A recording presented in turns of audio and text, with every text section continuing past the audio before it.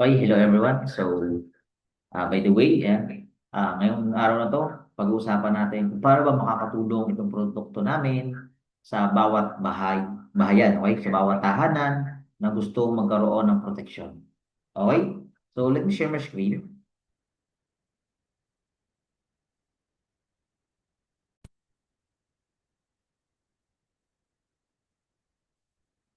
Ayan.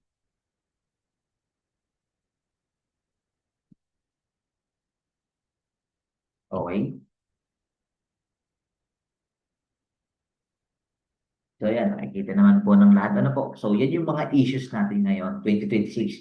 Yan yung mga current yung issues na kailangan natin i-address. Okay, unang-una, pagkasira ng mga appliances because of the voltage fluctuation. So, mostly, nakakaranas tayo, buong Pilipinas naman. Why? Because yung voltahe hindi natin kayang kontrolin. Unless, we use a devices na kaya mag-stabilize ng voltahe. And that's the time na mas mapapaganda natin yung daloy ng kuryente.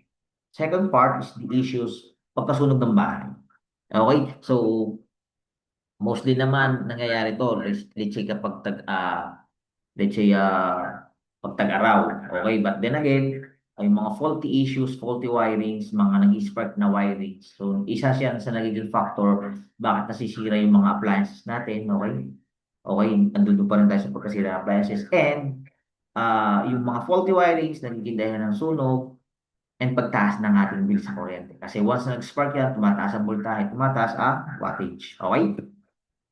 So lahat naman po siguro meron tayong ganyang appliances na mostly sa lahat ng makakapakinig nitong ating recorded video na ito. So yan, may aircon tayo, let's say inverter, TV, flat screen TV, yan, mga LED na TV, ref, oven, washing machine, kettle, plancha, and everything na ginagamit natin sa pangaraw-araw. Tama?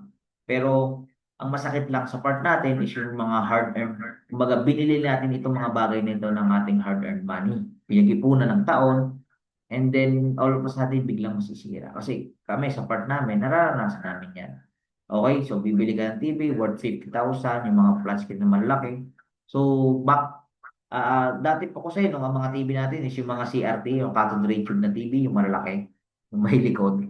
Okay, yung mga electric pa natin. Dati kasi, yung una, sabi nga, yung mga panahon una-una, okay, matitibay yung ating mga appliances. Pero yung mga binibili natin ngayon, mahuhuna na sila. Okay, so dati kasi, yung mga TV na maabot sila ng 5 to 15 years ang lifespan. Pero right now, ang nangyayari, mga TV na ganyan, 2 to 3 years, sira na, di ba? So kung masira yon, especially yung mga LED na TV, masira, wala, mostly disposable na. Yung mga aircon natin, ngayon mga inverter na. So prone sila pagdating sa voltage fluctuation. Kasi bakit masisira? Yung ref natin, okay? Yung mga washing machine natin, yung mga other appliances natin sa bahay, prone na yan sa pagkasira. Dahil dun sa hindi natin pagkakaroon ng stable na voltahe. Okay? Pagkakaroon ng especially sa mga lugar na malalayo, like back in December last year, galing ako Mindoro, ah Akelco, ayan, Ormeco, galing ako ng Antique, yung part ng Bisaya. So, ang voltahe dyan is, ang daloy din ng kuryente na po is, sabi nga, patibayan, sabi sa akin ng mga residente doon, patibayan na lang ng appliances. Kasi nga, nataas ang voltahe na baba. So, hindi natin makakontrol kasi yung supply, yun po yung supply ng mga electric or utility companies na nag-supply sa atin ng kuryente. So, eto, yan, yung mga TV niya, mostly yan ang mabilis masira, yung mga ganyang kalalaking TV. So, sayang. Sayang na, ano ba, sa konting panahon mo lang sila magagamit and then mawawala na. And eto yung mga appliances na yan, malalakas kumonsumo ng kuryente. Okay, tama? So, yung rice cooker, oven toaster, plancha, ayan, kung ano ng waffles, ayan, mga kettle, yan yung malalakas sa kuryente. And yan yung mga bagay na i-address natin mamaya, bukod sa protection, pag-uusapan din natin kung paano magiging helpful yung ating device when it comes naman doon sa pagbaba ng konsumo. 'Di ba? Alam niyo na protection na niyo na yung appliances niyo, protected ang bahay niyo, may peace of mind na kayo. Ba meron pang bonus and pag-uusapan natin yan mamaya. Okay? So, Start tayo. Ayan, another issues again. Yung issue ngayon sa Meralco, pagtaas ng bill, hindi natin alam ano ba yung, ang dami ng singil nila, ang laki ng singil nila. Again, wala yung mga devices, pero tumataas talaga yung bill nila. Rumaraket, pataas. Bakit? Kasi nga, may mga generation charges tayo dyan, mga transmission charges, system loss na dinadagdag ng Meralco sa konsumo natin. And again, hindi nga natin alam kung saan napupunta. Okay, yan. Sabi na papahirap. Diba? From 2.3, naging 4.3, naging 8.5. Diba? Ano yun? Isipin mo na ang bill mo, 2.3, magiging 8.5 na kung ang buhay natin is payak lamang ang ating pamumuhay, napakahirap hagilapin yung pambayad. Ganun kalaking 8.5. Diba? And kagaya kay Barrio Imperial nga, wala daw tao sa konti nila pero nagbibili siya ng 18.9. So yun po yung mga issue ngayon na hindi naman natin kayang kontrolin. But then again, yung device natin makakatulong sa appliances and yung side effect niya. Okay? Pag-usapan natin. So, panoorin po natin itong short video na ito na naka-prepared. Okay? Electricity powers our homes, our businesses, and our everyday lives. But what if it could become smarter, safer, and more efficient? Welcome to AVD Tech, a company committed to enhancing power, efficiency, and protecting electrical systems. AVD Tech introduces the Power Efficiency Enhancer, an innovative device designed to optimize electrical performance, improve power efficiency, and help protect appliances from power irregularities. AVD Tech is more than technology. It is a growing community of entrepreneurs and leaders. Our mission is to empower individuals from all walks of life to take control of their financial future. By fostering a culture of collaboration and mutual support, we have created an environment where success is abundant and barriers are shattered. Our vision is to empower individuals to achieve financial stability and success through a network of like-minded people, to create a platform where individuals can become entrepreneurs and build their businesses. Because at AVD Tech, we serve what you deserve. Wow. So, dun sa video pa lang, so na-introduce po dun yung produkto ng Aptic International, which is yung Power Efficiency Enhancer. Okay? So, yun po yung pag-uusapan.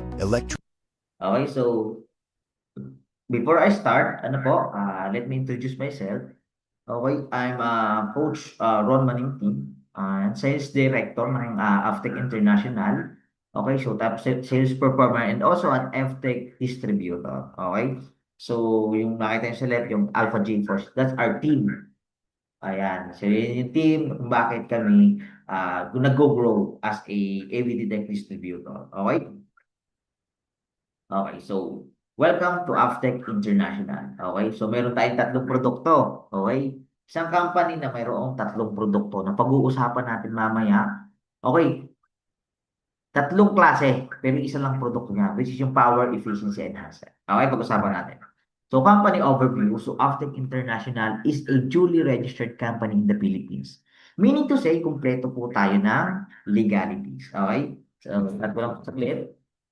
Okay? So, meron po tayong SEC, DTI, Mayor's Permit. So, kumpleto po tayo ng legalities. So, okay? After International is now on its third year. Okay? And it continuously growing. Bakit?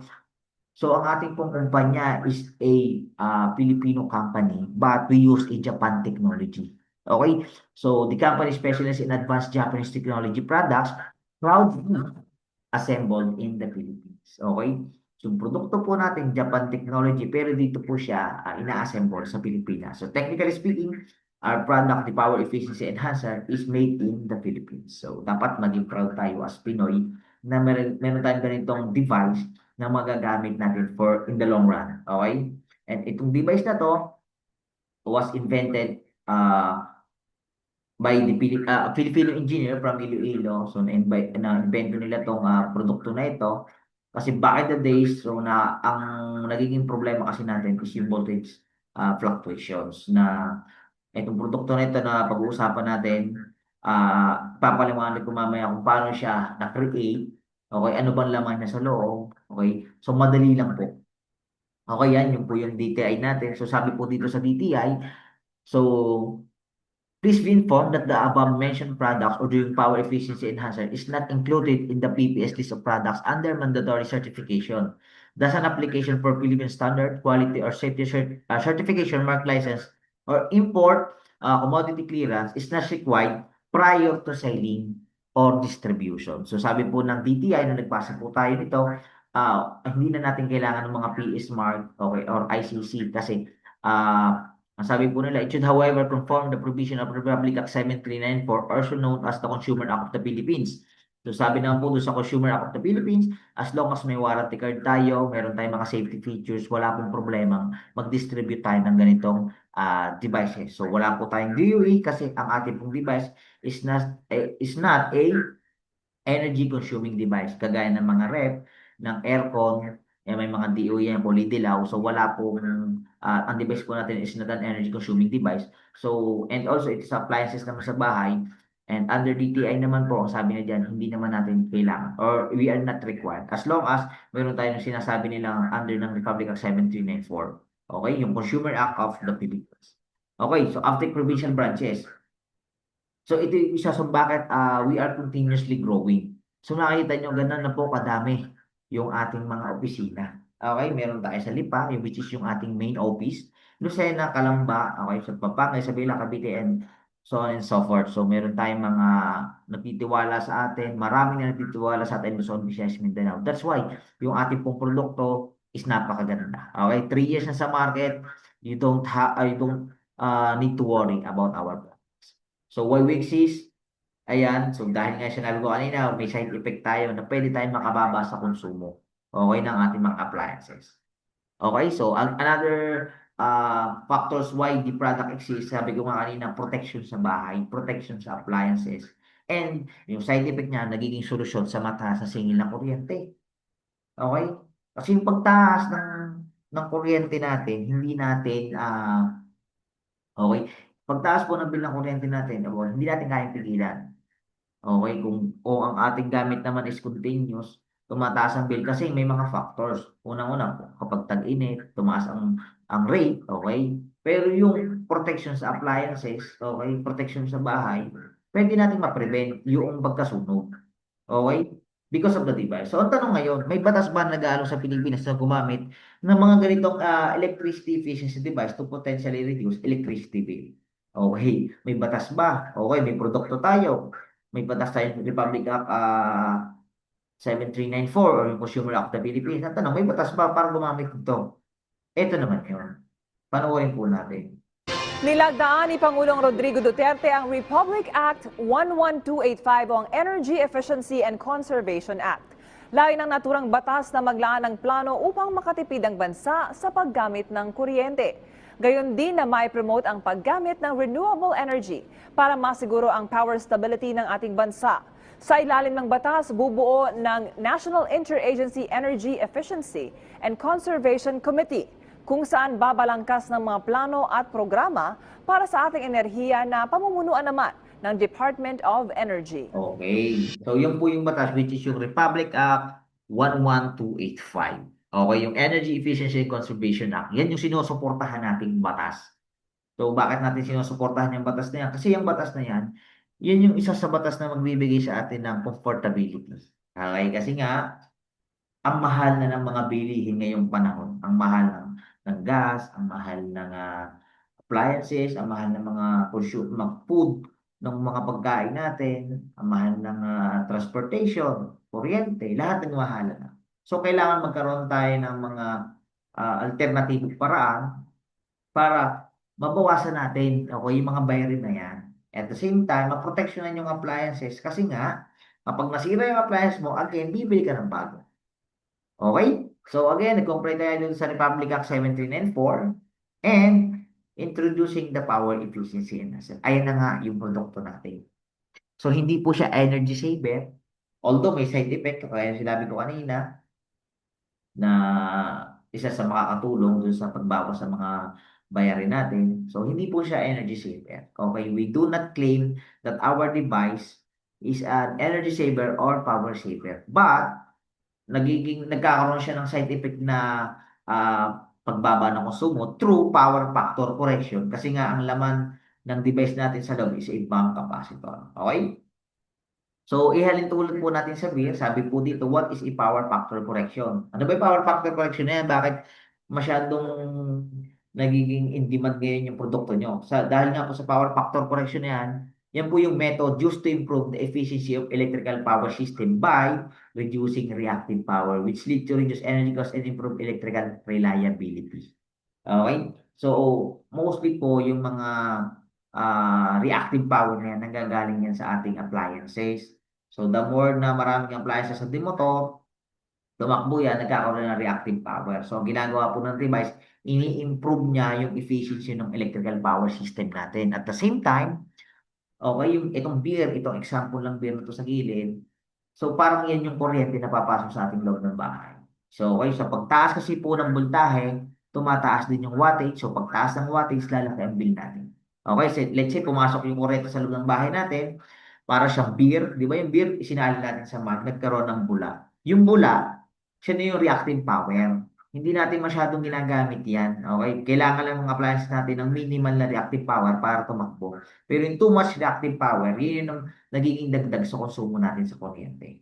Okay? At ang kailangan lang natin real power ngayon, ang trabaho ng device, i-reduce yung wasted electricity na yan. Okay? May filter na tayo ngayon sa kuryente. And that's the time, masasala niya, magiging stabilize din yung ating voltahe. And that's the time na magkakaroon tayo ng pagkakaroon ng efficiency sa paggamit ng kuryente. Okay? So ano ba yung mga benefits ng paggamit natin ng produkto? Again, ulit, appliance protection. Okay? Power factor correction, voltage stabilizer, surge protection. Let's say nawala ng power, pagbalik ng kuryente, yung device natin yung sasala doon sa tinatawag na surge, power surge device natin ang sasala. Okay, lower heat loss, kasi ang ating pong mga wirings kapag uminit, nagkakaroon niya ng parang tinatawag nilang harmonic distortion. So, tumataas pa rin ang bill natin sa kuryente. So, nalilimit po ng device natin yan. Reduce power system loss, reduce electrical overheating, carbon footprint, and maintenance free. Bakit po maintenance free? Ang device po natin ay meron pong warranty na 6 months replacement warranty. Within 6 months, wag lang pong napabagsak or human error at nasira po yung ating device, papalitan po ng company ng bago yan. Okay? After 6 months hanggang 5 taon, let's say nasira ulit ang device, meron tayong tinatawag na service warranty. Okay, libreng gagawin ng company yung device, babayaran lang po natin is kung ano lang nasira component sa loob ng devices. And I think, ang pinakamahal naman nilang sinisingil dyan is nasa around 500 pesos lang. So, binigyan mo ng protection ng appliances mo, yung mga investment mo, binigyan mo ng investment mo sa bahay ng mga appliances, binigyan mo ng protection. Napakaganda pong investment para sa isang tahanan niya. Dahil nga, ang ating pong device tumatagal ng 12 to 15 years. Okay, ang warranty hanggang 5 taon. Napakaganda ng produkto. Okay, another thing is yung device po natin is a load balancing. So, kailangan po yung ikakabit po sa inyong device is tama po doon sa loob sa bahay. So, let's say itong 25 microfarad para sa 3,000 below, okay, tanggalin ko lang muna yung 25 microfarad para sa 3,000 below, or dahil nga po ngayong panahon, mataas ang ating rate ng kuryente, especially ng Meralco or ng mga other utility company sa pabukid. Ano po? So, dito na tayo magbabase sa kilowatt per hour. So, kung kumukonsumo ka ng 100 to 250 kilowatt per hour per month, per month yan, ito yung bagay sa'yo, 25 microfarad. Kung kumukonsumo ka naman ng 300 to 550 kilowatt per hour per month, okay? Ang bagay naman sa iyong devices, itong 50 microfarad. And then kung kumukonsumo ka po ng 800 to 1,350 kilowatt per hour per month, ang bagay sa iyong device is yung 100 microfarad. So again, tatanungin nyo sa akin ngayon, Coach Ron, bakit kailangan tama yung device na gagamitin sa bahay? Kasi load balancing siya. Kailangan po, yung device natin fit doon sa load mo sa bahay. Hindi po pwede na dahil, let's say, may pera ka, ang bill mo lang, halimbawa, itong 100 to 250 kilowatt per hour per month ang ginagamit mo. Ang gagamitin mo ngayon is yung 100 microfarad. Hindi po pwede. Kasi magkakaroon ng overcorrection. Okay? Magkakaroon po ng overcorrection, hindi po magiging maganda yung side effect ng device. So, kailangan po, tama. So, ito po yung mga kilowatt per hour po na yan, yung mga load na yan, yan po is accurate na para sa ating devices.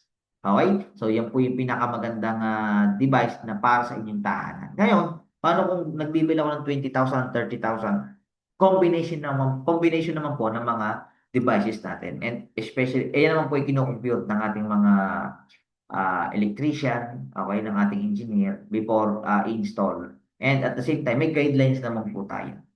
Okay? Okay? So, product demo. Siyempre, ang ganda ng mga sinabi ko, pero siyempre tayo Pinoy, tama? Ang Pinoy to see is to believe. So, mas magandang makita mo yung actual para naman lahat ng sinasabi ko ay magkaroon ng kaming ay katuturan sa inyo. Ano po? So, let's play po the video. Okay, wait. Pause ko lang itong ating Zoom kasi nga hindi ko ata nilagay yung video. Wait. Ayan, so magandang gabi po. So yan, na-delay lang. So nagkaroon tayo ng konting technical problem. So anyway, ito na po yung ating product demo. So panoorin po natin kasi mas madali pong maintindihan kapag nakikita niyo siya. Okay? Welcome sa Team Alpha GeForce representing the product of Avtec International, yung Power Efficiency Enhancer. So meron po tayo tatlong device, 25 microfarad para sa 3,000 below, 50 microfarad sa 7,000 below, and 100 microfarad para sa 18,000 pesos billing. Okay? So pag mas malaki ang bill nyo, combination ng products. Now, meron tayong tinatawag ditong demo kit. Okay? Meron tayong demo kit dito. Itong demo kit natin representation sa bahay. Okay? So meron tayong voltahe, amperahe at wattage. Yung wattage, yun yung kinocompute into kilowatt per hour. Okay? So buhay natin yung ilaw. Yung ilaw natin is merong, yan, yung bulb natin is 100 watts. So mayroon siyang 103 na wattage. So bakit mataas? Dapat 100 lang kasi mataas ang ating voltahe. So pagtaas ang voltahe, nataas ang wattage. Okay? So saksak natin yung 25 microfarad, yung 103 watts, 73 na lang. Again, bunutin natin. 101, 72, so, or 73 wattage. Okay? So sa kettle naman, so merong special features ang ating 25 microfarad. Ayan, resistive power. Pag dito sinaksak ang kettle, ayan, ito yung kettle natin.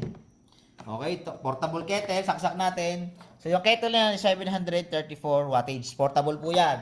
Yung ginagamit po natin sa bahay is nasa 1.5 to 1.8. Saksak natin.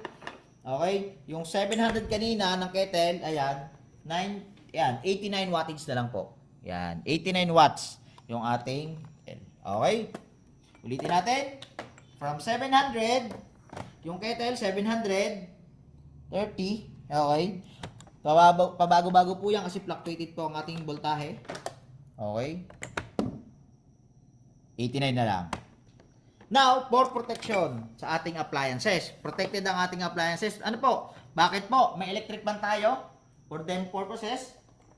So, ang electric fan natin, okay? So, meron siyang, ayan, 00. Kapag naka number 1, ang wattage ng ating electric fan pag naka number 1 is 44. Kung naka number 2, 46, number 3, 50 wattage. Okay? So, ngayon, gamitin natin ang device. Naka-centralize ang device. Yung 50 wattage niya kanina, 20 watts na lang. So, ayan. Tama-tabo at electric fan. Ngayon, meron tayong ating electric fan. Normal wattage niya is 50 watts. Nagka-brown out.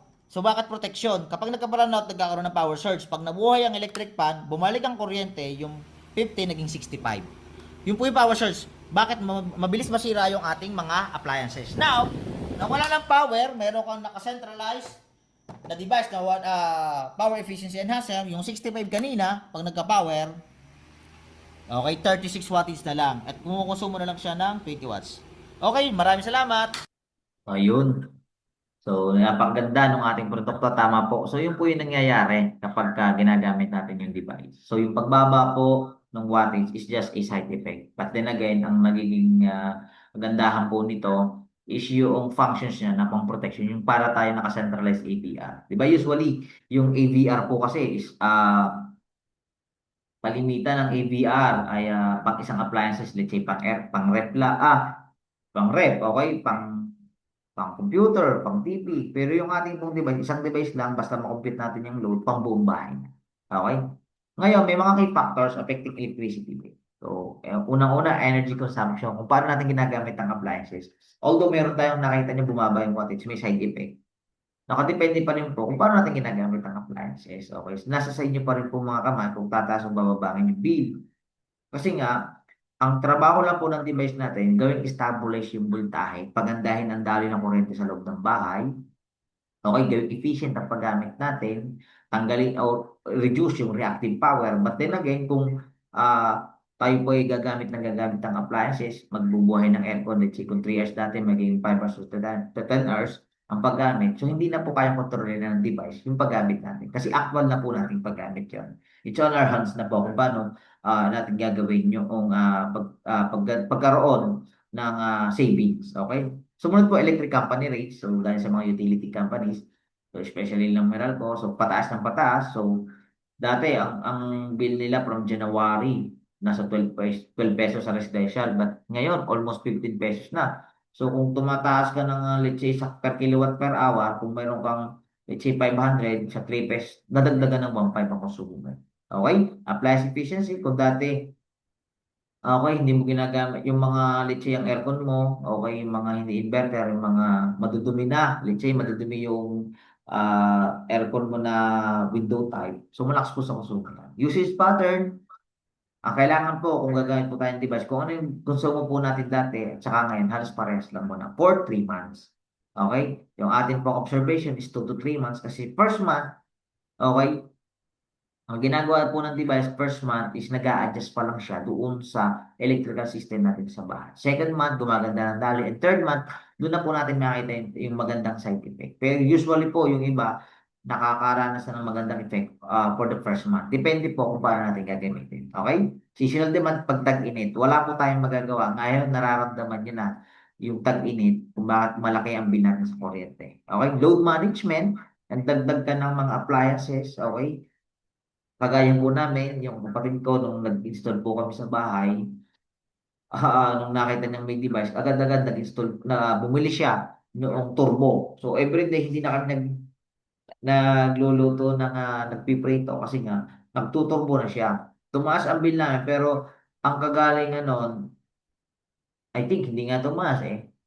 Bumaba siya, pero konti lang ang nakitang side effect kasi nga, bumili, nagdagdag. Okay, yung load, dagdag ka ng load sa bahay. Okay, metering accuracy, ayan, mostly yung mga kontador natin, mga sira na, okay, luma na, okay, at the same time, yung mga magre-reading, hindi nila masyadong nare-reading ng maayos yung ating kontador kasi nga mataas, masukal, okay, yun yung mga factors bakit biglang tataas, biglang bababa ang bill mo.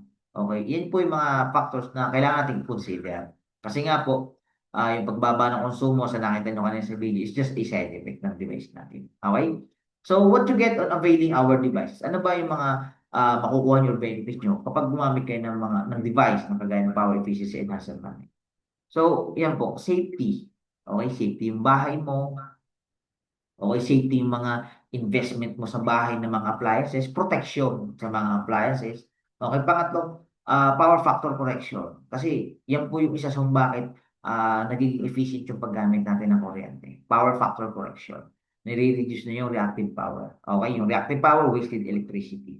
Pang-apat, yan, yung bonus na, yung monthly savings. Yan yung side effect. Okay? So, yun na po yung bonus natin. Kapag nakasave ka, bonus na yun. But then again, ang maganda noon na protektahan natin yung appliances mo. Okay? So, makita yung mga testimonials. From 14.9, naging 10.3, naging 10.7. Yan po ay bill no tumakbong isa sa governor, vice governor ng Batangas. Okay, siya po yung unang nagtiwala. And then from 11.4, naging 877. From 1.3, naging 900, naging 688. Gradual po ang pagbaba. Utay-utay po. 2 to 3 months po tayo. Okay? From December 2025, yan. From 12.1, nung January, naging 9.6, nung may device na, naging 8.3, naging 7,000. Basta tama po yung paggamit nyo, maganda po ang resulta ng ating device. Okay? From 5.7, naging 5K, naging 3.9, naging 3.4. From 12.1, 9683, okay? 81645251, okay? 7,05752, 5K 46. So, utay-utay po yung pagbaba. Okay? So, ito naman po yung bill namin from 4.2 and then yung bumili nga yung kapatid ko nung turbo, naging 3.8 na lang kami. Okay?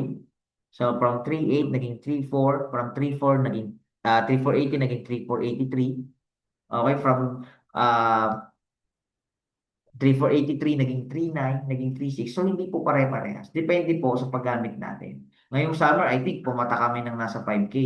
Pero it doesn't mean na hindi kami nagkaroon ng savings. Bakit? Kasi kung walang device, baka mas malaki pa doon yung makukonsumo po namin sa kuryente. Bakit? Unang-una, ang trabaho ng device protection sa appliances, tama.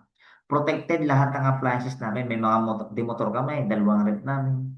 Okay, meron kaming LED na TV na nasa 50-60 inches. Protected yon, savings na yon. Okay, naprotektahan namin yung investment namin kasi mahal ang ating mga appliances. Kung masira yan, mas malaki ang babayaran natin. Tama? At ang kagalingan, kahit tumaas yan ng from 3.6 kami, parang umabot na kami ng nitong summer ha. Yung iba nagrereklamo, di ba? Yung bill nila nag-times 10, nag-times 3, okay, nag-times 20 ang bill. Pero yung sa amin from 3.6, pumatak na lang kami ng nasa almost 5K. Pero kagalingan po noon dahil nga ang functions niya ay power factor correction, tinanggal niya na yung basura sa kuryente. So, tumaas o bumaba ang bill mo, nagawa pa rin ng device yung functions niya, yung even yung side effect niya na nakatipid. Kasi nga, instead na bayaran mo pa yung reactive power na yun, tinanggal na ng device. Okay? Maliwanag po tayo doon. Bumaba o tumaas, nagawa pa rin ng device yung function niya. Kasi nga, natanggal niya yung reactive power na dapat babayaran mo. Okay? So, magkano yung device? Okay? Ang device po natin is napakamura. Bakit? Ang device po natin, especially yung 25 microfarad, is 6,198 pesos lang. Yung 50 microfarad, 8,998 pesos. And then yung 100 microfarad is nasa 20,898 pesos. Mura lang po yan kung iisipin natin na protection niya sa ating investment. Bakit? Ang ating pong device is tumatagal ng 12 to 15 years. Okay? Yun ating, ang warranty niya hanggang 5 taon. Let's say, doon lang tayo sa warranty niya 5 taon. Sulit na sulit na sulit na po. Tama? Okay, nag-invest nga tayo sa mga mamahaling appliances. Ano ba naman yung maproteksyonan natin yon? Tama, at ang kagandahan ito yung side effect. May side effect, okay? Yung first month, huwag muna tayong aasa na biglang baba kasi depende po sa gamit natin. Second month, third month, ayan na po. As long as pare-parehas po yung gamit natin, maganda at tama ang paggamit natin ng devices, maganda po yung magiging result. Okay, sino ba yung nag-i-install natin yan? Ang installer po natin yan is mga certified electrician. So sila lang po ang pwedeng gumalaw ng ating breaker at ng ating device. Para pong sa aircon, yung mag-aircon lang ang nagpapadala sila ng electrician kasi sila yung may alam kung paano ikabit. Same goes po sa atin. So may mga certified electrician po tayo, yan po yung mga sinertipikahan ng company na allowed mag-akabit ng device. Okay? So marami rin po kasing factors yan bago ikabit nila kasi ino-audit din nila yung bahay bago nila ikabit. Okay? So, yung ating devices, ito po yung prices. Yung pong 25 microfarad, siya po ay sinasalpak lamang. Okay, sinasaksak lang sa outlet and then yung saksakan niya sa likod, para lang yan sa tatlong appliances, plancha, kettle, and rice cooker. Okay, yung rice cooker, kung ang kakain lang is pang dalawang tao, pwede na pong rektang saksak sa likod. Pero kung tatlong tao pataas, okay, ang ginagawa po namin, hinihintay muna kumulo ang rice cooker. Kapag kumukulo na, saka po namin sinasaksak dyan sa puwet ng 25 microfarad. Okay? Centralized na rin po yung buong bahay kapag ginamit mo yung 25 microfarad.